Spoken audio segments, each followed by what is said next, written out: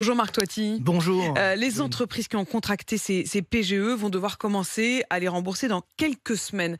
Est-ce que c'est un cadeau empoisonné, comme le dit ce chef d'entreprise? On peut le dire, moi je dirais que c'est une sorte de drogue, entre guillemets. C'est-à-dire qu'on s'est habitué effectivement à cette aide en pensant qu'on n'allait jamais devoir la rembourser. Alors il faut quand même donner quelques chiffres. C'est-à-dire on a aujourd'hui 150 milliards d'euros de PGE au total en France.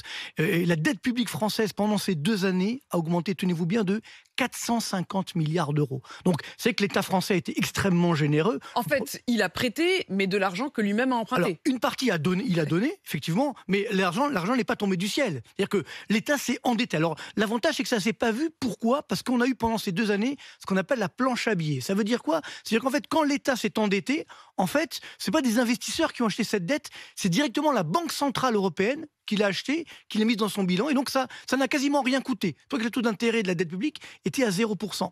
Maintenant, ça y est, la fête est finie, puisque comme l'inflation a augmenté, parce que ça aussi, on dit souvent que l'inflation, ça vient de la guerre en Ukraine, c'est pas complètement vrai, c'est même tout à fait faux. L'inflation, elle a commencé dès 2021.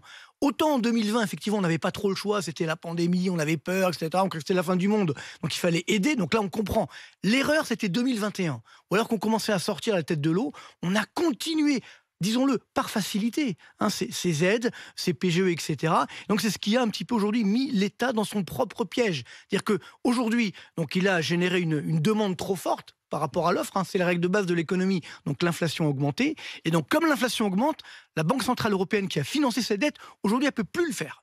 Donc c'est là que ce qui devient très dangereux, c'est que les taux d'intérêt de la dette publique sont en train d'augmenter. En fait, le danger, c'est ce qui se passe maintenant. C'est-à-dire que jusqu'à présent...